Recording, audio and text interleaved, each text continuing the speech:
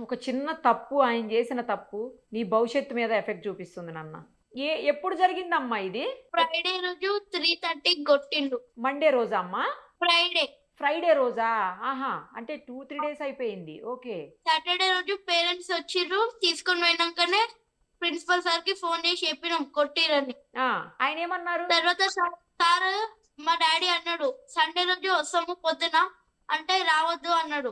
హ్మ్. మండే రోజు రమ్మన్నాడు. మండే రోజు పోయినాం హాస్టల్‌కి. తర్వాత ఏమన్నాడు, "ఆ సార్ కొట్టడానికి రైట్స్ లేవు. ఫస్ట్ అగ్రీమెంట్‌లో రాసినాము" అన్నాడు.